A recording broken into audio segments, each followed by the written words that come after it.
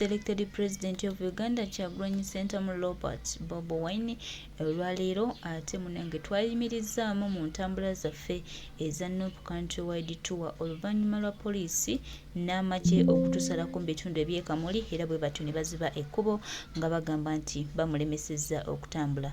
Baganda bange, mikwano gyange, era Kyagulanyi Ssentamu Robert Bobi Wine yabadde muntu mulungi, teyasobodde kutuuka Kamuli kubanga bamudilayingisizza, bakoze buli kimu, bakoze fujjo lyonna lye bawulira lye baagala olw'okuba nti tebaagala Kyagulanyi Ssentamu Robert Bobi Wine atuuse bubaka eri abantu. Naye embeera eno tugiraba era buli kimu Mwai Museveni kyakola twongera omujjukiza n'omutegeeza tukiraba ate era twongera omugamba nti ajja kukiwulira era twongera obategeeza baganda bange, mikwano gyange ku lw'eggwanga lyaffe ne Uganda, twongera obategeeza nti keekana akaseera akatuufu bannayuganda ffenna ke tulina okuyimukiramu okulaba nga tutereeza eggwanga.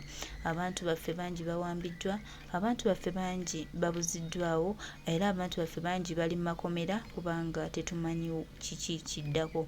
Naye nga lwaki Mwai Museveni mukereka abantu ne mubakkiriza otambula ate bo aba National Platform ne mbalemesa? Ekibuuzo tukyebuuza, twebuuza ebibuuzo bingi.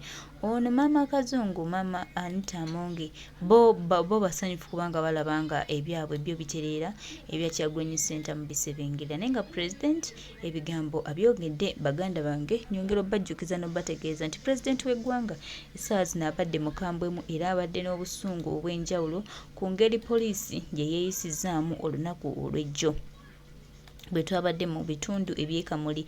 Naye nga gwe omukwano gw'Abannayuganda gwe baatulaze mu bitundu bino, munnange bino bye binyiiza poliisi, bye binyiiza abakulu bano kubanga ye Kyagulanyi Ssentamu Robert Bobi Wine, His Excellence, twongera obajjukiza n'obategeeza nti tagenda kustoopinga, agenda kusigala akola ekituufu ky'alina okukola kubanga byakola bigenda nga biri mu mateeka. Era twongera obajjukiza mwenna abali eyo aboogera ebigambo, aboogera ebisongovu, aboogera ebingi nti Kyagulanyi Ssentamu Robert Bobi Wine, His Excellence, mukama waffe ng'akulembedde eggwanga lino era ng'akutte omumuli ogutwala okulaba nga tutereeza eggwanga, buli kimu kijja kutereera. Bingi nnyo ebiri, bingi nnyo bituuseewo, niffe tunuulidde omukulembeze waffe n'engeri gy'agenda otwalamu olutabaalo luno, ate nga tusuubira nti tujja kuba bawanguzi era tujja tuusa olutabaalo lwaffe. Thank you, Madam Deputy President, Comrade Secretary General, Leader of Opposition, Leader of our opposition, of our parliamentary team, our national mobilizer, Comrade members of Parliament, other leaders, ladies and gentlemen, I salute you. So much has been said. I just want to add my voice appreciating the people of Busoga, the leaders of Busoga most importantly. Thank you very much. Thank you, the foot soldiers of Busoga, the supporters, the members. We salute you once again. Give them a big round of applause. The leaders headed by Comrade Kaluya, Honorable Mwiru, our deputy spokespersons, all the leaders of Busoga. You did an amazing job yesterday. Thank you, thank you, thank you. I want to thank the people of Busoga, the masses that showed up, braved tear gas, braved live bullets, braved intimidation to come and show us solidarity. Thank you very much. We don't take it for granted. That is what the regime fears. They fear people. They fear the truth. And every time you come out in large numbers, you confirm to us that what we're believing in is not wrong. We salute you. Thank you very much. The people of Kamuli, although we were blocked from reaching you, but please know that we saw the solidarity that you were preparing to show us. We salute you. Our leaders who were arrested in Kamuli, and I'll talk about that later, but we thank the people of Kamuli for always standing on the right side of history, for always refusing to be slaves in their land. We salute you. Thank you very much. I was not able to address you yesterday because we were blocked, we were tear gassed. Many of our comrades were arrested, some were, hurt.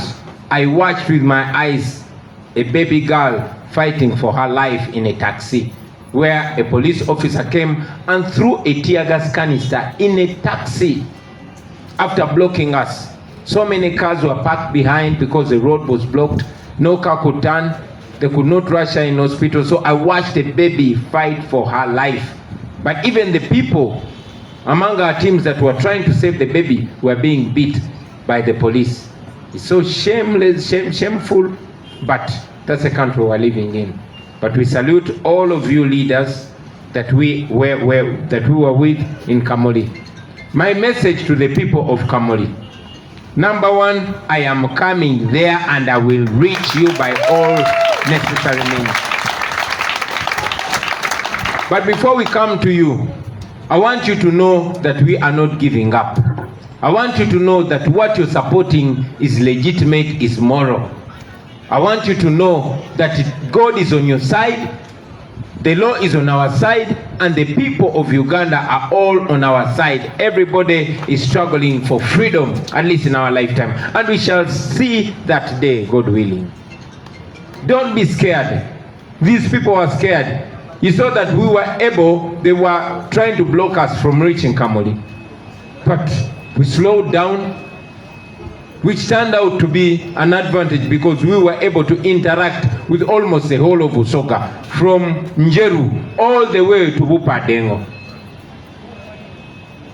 Buolero, that's near Bupadengo, isn't it?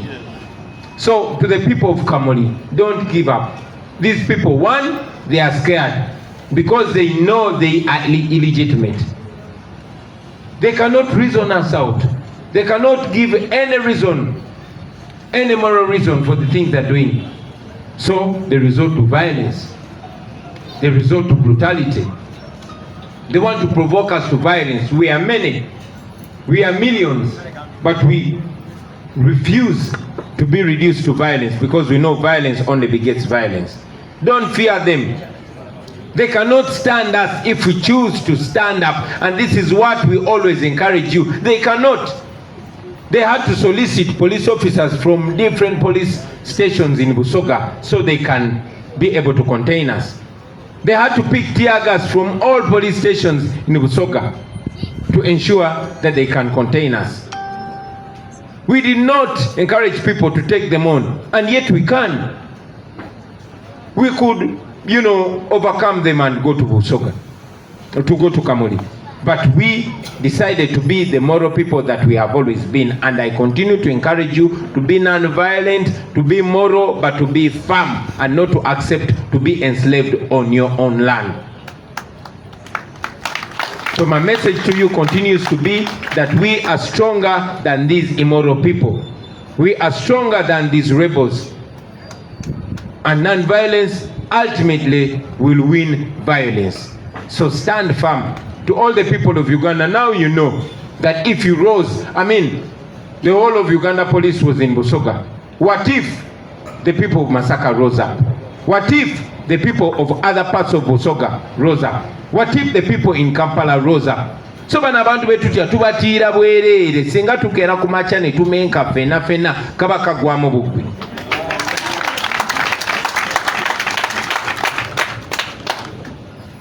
Like I said, we shall come to Kamuli and we shall reach Kamuli. And that will not be very far from now.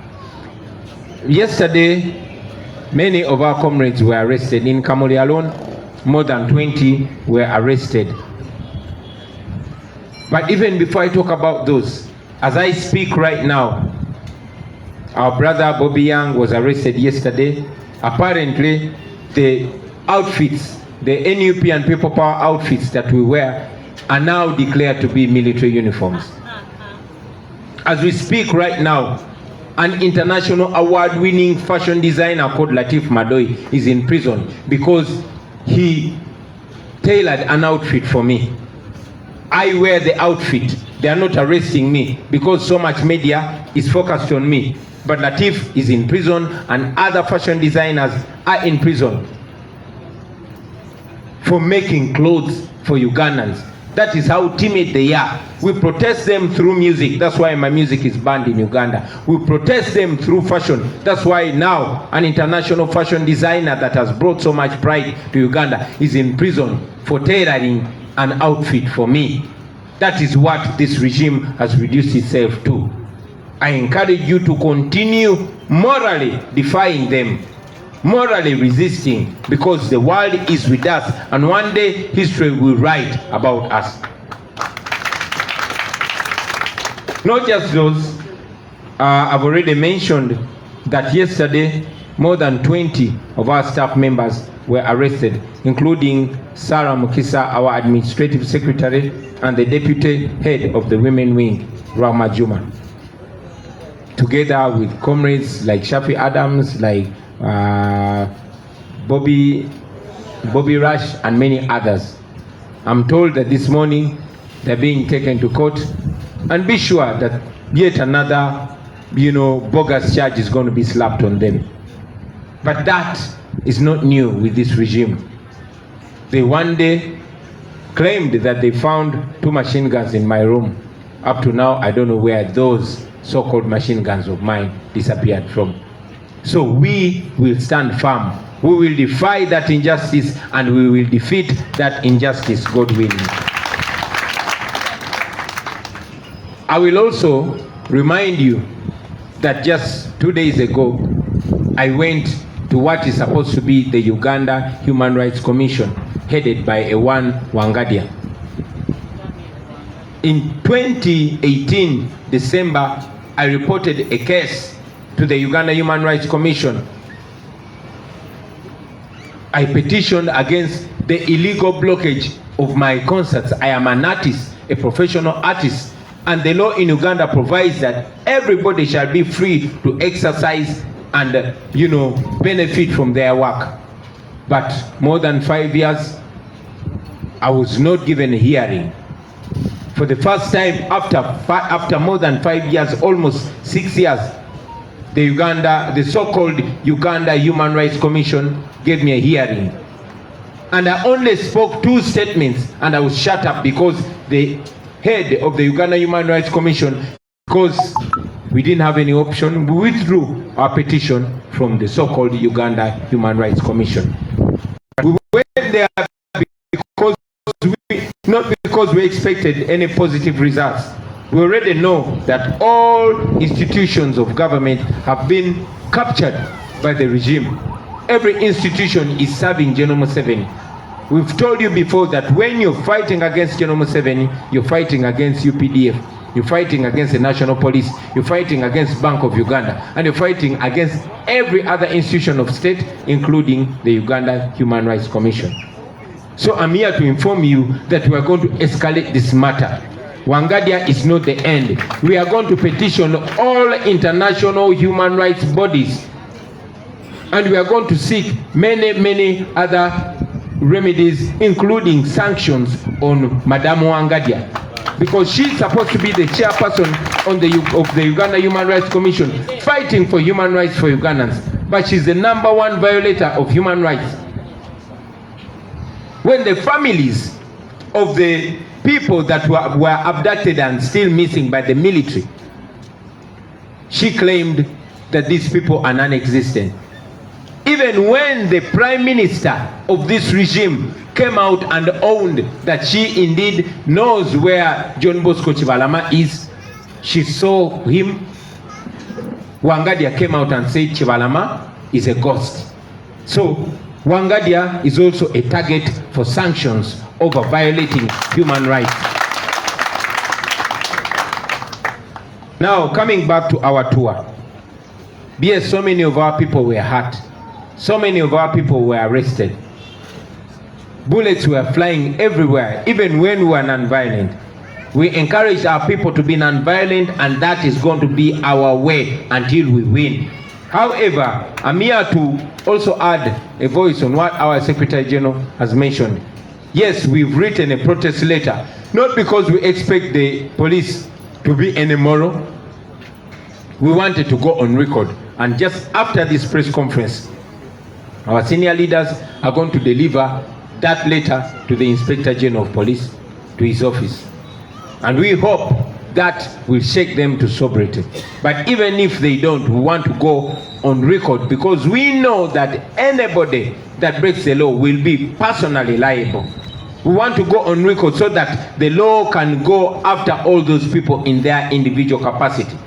You know what happened to Kaihura, you know what happened to Kandiho, you know what happened to all these other people, but we want sanctions on every other human rights violator, to every other person in office that abuses their office, and we shall get that, inshallah. So, engage the police, although we know it serves the dictator. So I hereby announce that tomorrow we are resuming our nationwide tour.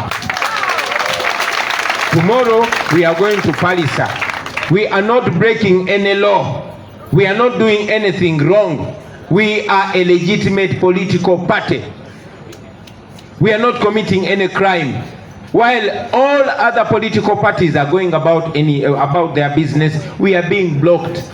We know the regime fears us, but they don't have to embarrass themselves showing fear.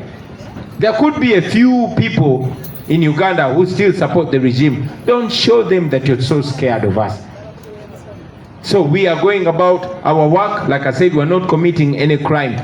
Everybody else is going up. Every other political parties and other political actors are going about their business unhindered. Why are they blocking us? Even those that are doing illegal gatherings, for example, Museveni's son is a serving military officer who is barred by the law. He's forbidden by the law in engaging in partisan politics. But he goes around politicking and nobody touches him. But the police and the military are all deployed to stop us. We are going to go about our work. You have two options. Either to leave us, either to respect the law and leave us go about our work, or engage in your criminality and go on record, because you know that Uganda is not isolated from the rest of the world. The law will come for you. If the Ugandan law cannot get you, the international law will get you. If Ugandan institutions cannot get you, international institutions will get you. As for us, we shall continue doing what we're doing within the law, and we shall wait for you to put yourself in target for answering, because we know one day you'll have to answer internationally. Mu Luganda njagala okubebaza mwenna abaganda bange, njagala okwebaza abakulembeze b'e Busoga olw'omulimu gw'ettendo, njagala okwebaza bafoot soldiers b'e Busoga olwa mobilization gye mwakoze n'okutukuuma, njagala okwebaza abantu b'e Busoga olw'okuvaayo ne mweyiwa ku makubo. Abantu batambudde okuviira ddala enjeru nga tetunaba na kusala Nile, ne bagumira tiagas, ne bagumira emiggo, ne bagumira amaswasa agabadde gesooza nga baagala okutulaga obumu. Mwebale nnyo, mwebalire ddala bannange. Njagala n'okwebaza abantu b'e Kamuli. Ku b'e Kamuli ate y'emiggo gyatandise mangu ne tiagas yatandise mangu. Nene mubeerawo ne mutulinda, kyanaku tetwasobodde batuukako naye tujja batuukako mu ngeri yonna essaawa yonna. Meseji yange y'abantu b'e Kamuli, njagala obbajjukiza bannange, si mwe b'e Kamuli mwekka naye okwetoloola Uganda yonna. Mwalabye nti twasobodde okutambula nga tutambulira ku sipiidi 2 okuviira ddala enjeru ne tusala bridge ne tugira ddala paka e Buwoolera kumpi ne Bupadengo. Lwaki? Kubanga bano abasajja tebamalaako bwe muba muli bangi. Babadde balina okusolooza tiagasi mu Busoga yonna, babadde balina okusolooza abasirikale mu Busoga yonna, ate nabo nga babadde tebajja kumalako naffe kubanga twabadde mitwalo na mitwalo. Twasazeewo obutalwanagana nabo, twasazeewo obutasikangana nabo, ne tukyuka ne tudda e Kampala olw'ensonga zino wammanga. Okusookera ddala twabadde twagala kujja kwogerako n'eggwanga, twabadde twagala kujja okugenda ku record okuwandiikira poliisi nga twemulugunya nga twekalakasa tubalage ebikyamu bye bali mukola, so that tugenda on record. Bino ebintu bye tukola tetubikola kubanga twagala bano abantu bakyuse empisa, nedda. Tumanyi nabo balagirwa bulagirwa kubanga Uganda efugibwa family emu. Museveni bw'aba atya NUP ne People Power ajja kubalagira bakole buli kyabusiru kye bakola. Ne twagala tugende ku record kubanga tumanyi ekiseera kigenda kutuuka ezo ebbaluwa zonna ziveeyo.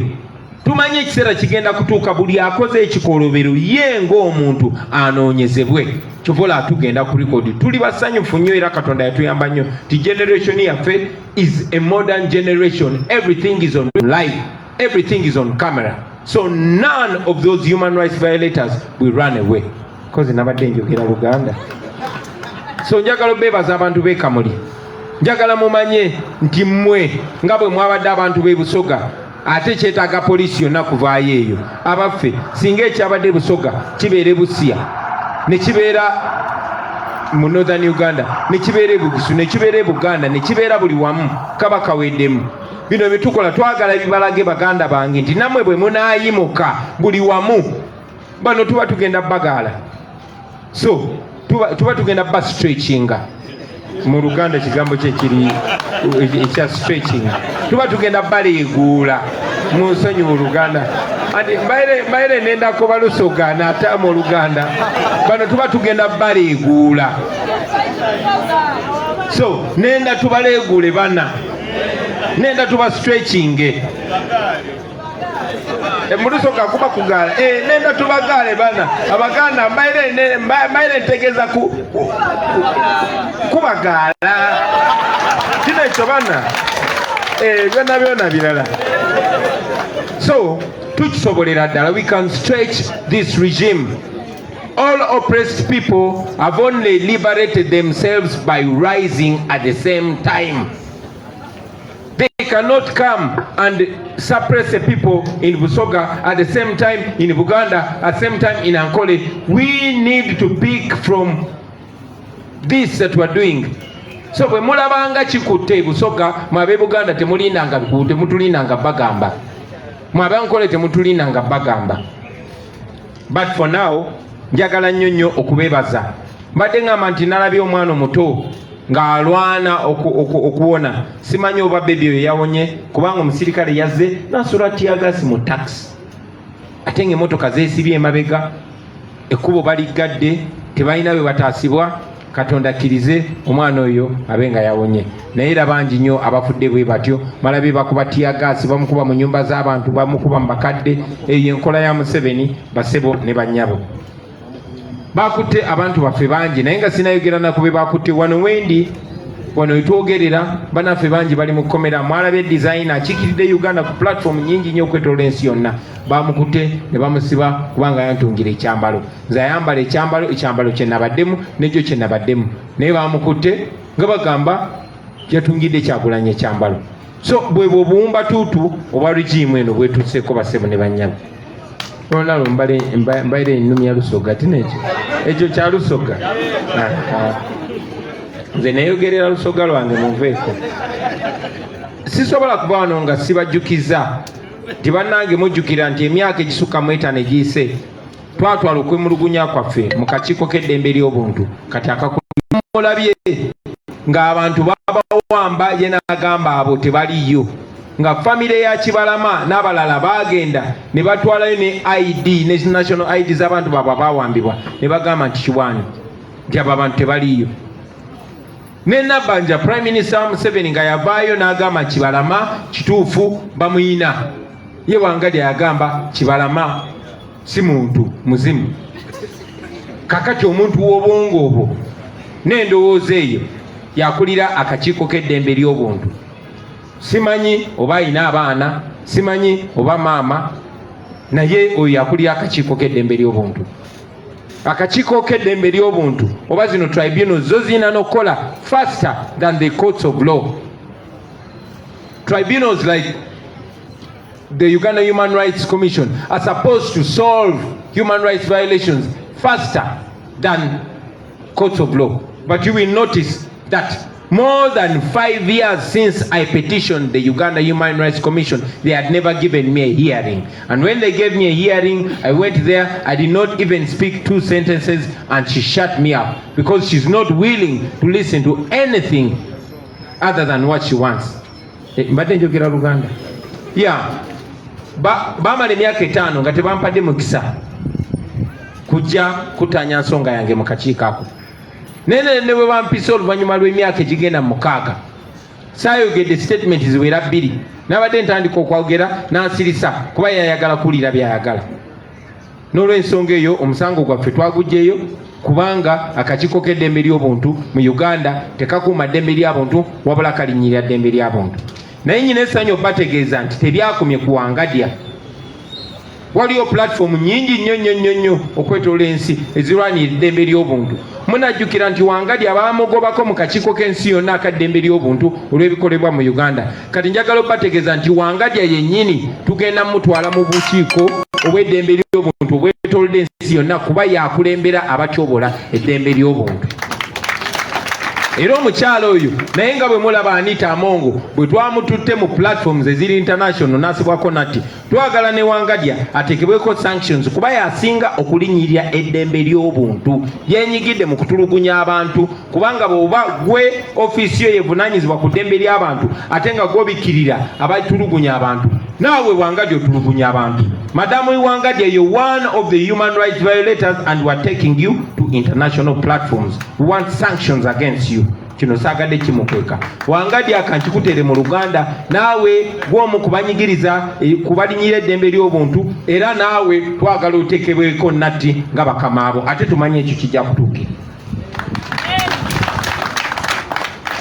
Kati nga nzeeyo kutuwa yaffe weewaawo bannaffe bangi nnyo bakwatibwa nga mwe muli ne administrative secretary waffe Madamu Sarah Mukisa, mwe muli amyuka apulira abakyala mu NUP Comrade Rama Juma, mwe muli baganda baffe nga Bobi Rach nga Bashafi Adams n'abalala. Toto y'abantu 20 abakwatiddwa. Tegeezebwa nti ku makya baganye okubawa bondi era babasindise mu kooti. Kati kyonna kye musobola okukola mujja kikola, naye tujja kuba free, tujja bagoba, tujja kufuna eddembe lyaffe, tujja kweyagalira mu nsi yaffe, ate mujja bisasulira byonna bye mukoze.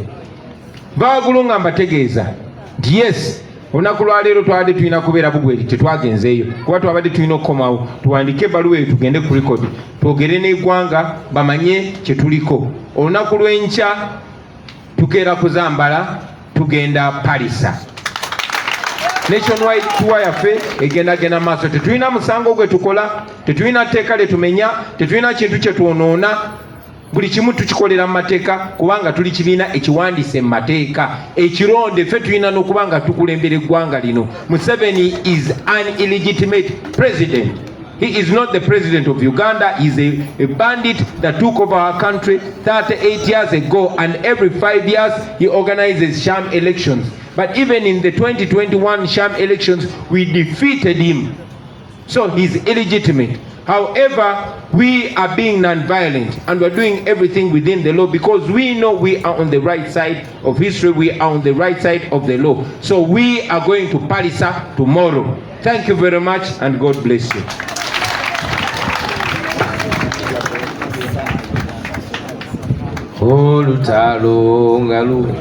Questions? Ngule tuliyambale ngule tuliyambale ngule olutalo nga luwedde tuliyambale ngule tulivimba mu Uganda empya. People power, our power, mwetyamire olusogo olwogere bukalamu tusabira lwongere okukala ku lulimi tube nga tukuwulizanga buli kaire isuka ino isukira ilala baba. You have had, I will now take questions straight away because we are behind the schedule. We will take 3 questions. We will take 3 questions. Any question? You have elaborated very well. Okay, I will have my brother from NTV, and then I saw someone behind, but you are the same company, Spark and NTV. Okay, let me have you have the questions, please. Okotwale yokanowale kuwe mirimu.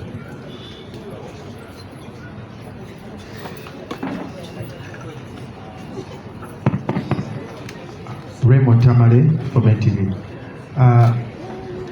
Omukulu Kyagulanyi, ekibuuzo kya Bobi yange tukizeemu bulungi mu Buganda. Badde njagala kutegeera mwengaba NUP mwogera ki ku nsonga ya Bobi Wine? Poliisi ebudde negamba nti bamukutte n'ebyambalo ebifaanyiza ebyamagye era kati ali mikono gya jjati. Mwengaba ekibiina, are you going to follow process okwaba nga mujjayo kubanga tekiddako bayinza oba nga bakamutwala mu kkooti y'amagye? Second question.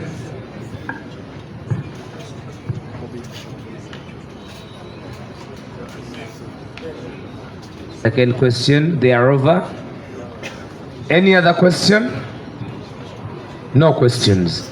The question was about Bobi Wine, and I will ask the President to come and give us a reply to that, because still it goes as far as the other outfit. So, Mr. President, you have spoken so audibly well that the journalists have no question or clarity to desire. Thank you very much, Comrade Waiswa. The question came out and said they found him with clothes resembling military attires. All of you know that in 2021, so many of our comrades were arrested. Many of them are still in prison. They were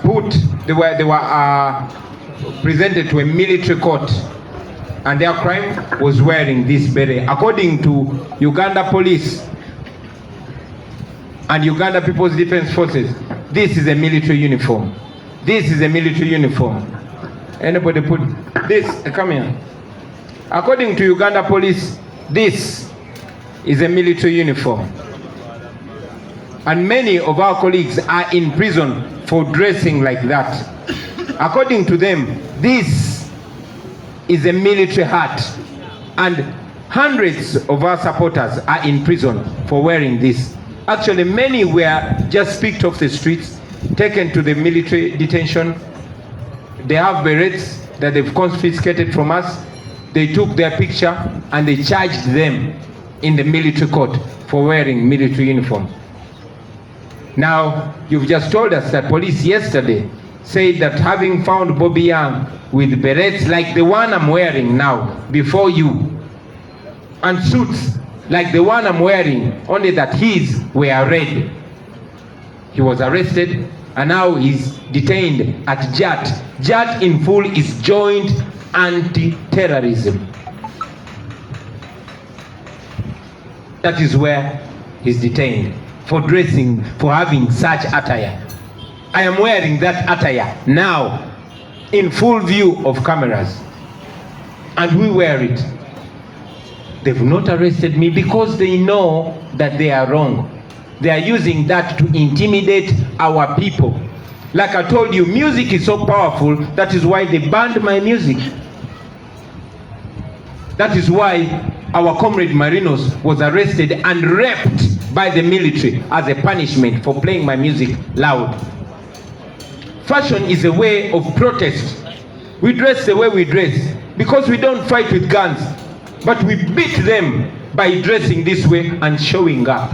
And before long, we're even going to discover a new walking style. Those are our new youthful ways of protesting. So the regime is trying as much as possible to fight any kind of non-violent protest. These are some of our ways of non-violent protest. So the arrest of Bobi Wine is not only stupid, but it's illegal. And it puts the regime to shame.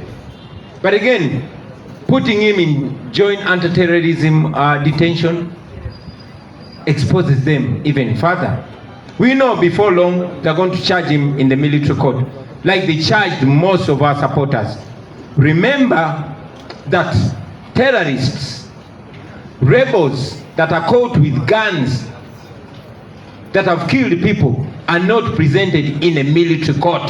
They're not taken to the court martial. They're taken to an ordinary court, to a magistrate court. But our supporters and our members are taken to the military court. Why? Because they want to plant fear in us. They want to make it abominable for anybody to associate with us.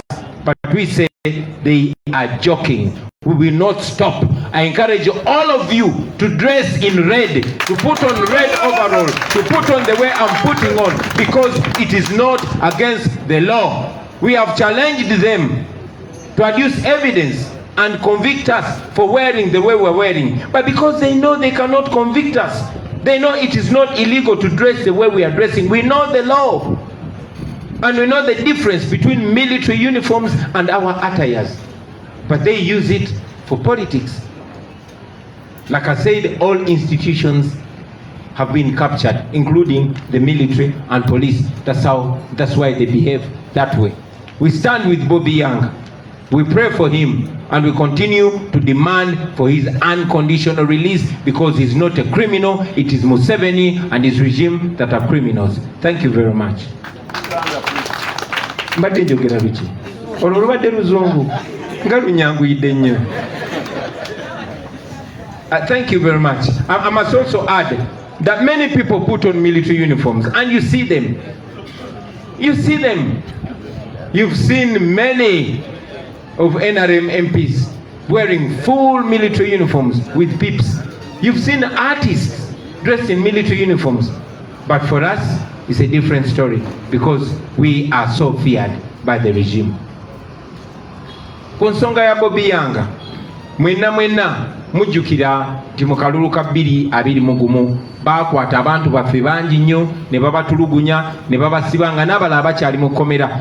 Tebabatwala mu kkooti y'abantu ba bulijjo, babatwala mu kkooti y'amagye, kubanga babasanga n'enkofiira eringa eyange, babasanga nga bambadde engoye ziringa ezange. Era Bobi Yanga bamukutte lwa nkofiira eno n'engoye zifaanana ng'ezange, lwakubanga ezize zabadde mmyufu.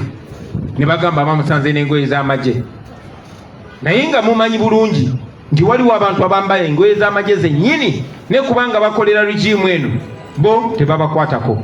Mubalabye balirya n'abeeba andu mwenda n'aba artist bangi bambala engoye z'amagye ne babaleka. Naye ffe bajja ne bakwata abantu baffe ne babasiba kubanga bagamba nti bambadde engoye ezifaanana ez'amagye. So okusinziira ku poliisi ya Uganda, ono bwe bamusanga balaba w'amagye. Yes, tuli b'amagye, naye amagye gaffe si gaabatemu ng'agaba Museveni. Fe agaffe gali non-violent. N'engeri gye tutambulamu kyobola tubayita nabo foot soldiers. Before long ogwo nagwo gujja kufuuka musango. So ensonga gye bakwatidde Bobi Yanga teri mu mateeka n'omulundi n'ogumu. Bagezaako bateekamu fear, bagezaako bateekamu kutya, bakifuule kikolobero ky'amaanyi, bakifuule kintu kya bulabe nnyo nnyo okwesembereza NUP. Ne tubagamba mulimba. Tugenda mu maaso n'okuwagira Bobi Yanga kubanga talina musango gwe yazizza. Nammwe mwenna okwambala obulongo eyaffe ogwo si musango. Temuliza bano gavumenti ya Museveni n'abo beesasula beekweka muffe abajja ne bavumirira ovulo zaffe kubanga bazitya. Mwongere okwambala bwebu nti ffe twekalakaasa mu sitayiro za njawulo. Twekalakasa nga tuyita mu nnyimba, kyovola ennyimba zaffe baziwera. Twekalakasa nga tuyita mu nnyambala, kyovola n'ennyambala zaffe baziwera. Bajja na kutuuka okwagala okukyusa engeri gye tutambula oba engeri gye tusalamu enviri zaffe. Mwalaba bulungi nnyo omu ku baali bakansala baffe e Masaka ng'ayambala nga Bobi Yanga yennyini bwe yeyambala, n'agenda n'ayimirira mu maaso ga dictator Museveni. Baamukola ki? Baamukwata. Mulaba nti uniform zaffe zennyini ze batubbako oba ze batuwambako wano e Kamotya ne ze baawamba ku bantu baffe abakola naffe, zennyini ze bawa abantu ne baba planting awo ne bagamba ffe tuli ba NUP naye tuwagira Museveni. Abo babeera baffere naye nga babambaza uniform zaffe. Naye ne kansala gwe baagula e Masaka yeyambala full attire eya people power, n'agenda n'ayimirira amaaso ga Museveni. Abaffe awo mwali muzibi amaaso, awo mwali temulaba. So ebyo bavunana Bobi Yanga byonna njagala okubeera polite, naye ekigambo ekituufu nandigambe nti bya kisiru. Era talina musango, era tuyimiridde naye, era tujagenda maaso nga twambala engoye zaffe kubanga tetumenya mateeka. Mwebale nnyo, mwebalire ddala. People power, our power. When the struggle is over, we shall wear the victor's crown. We shall wear the victor's crown. We shall wear the victor's crown. When the struggle is over, victor's crown in the new Uganda. People power, our power, NUP. Balekwire Luganda soga balekwire lusogo yali jani ngobi mwebale nnyo mwebalire ddala. Thank you very much for the afternoon. God bless you.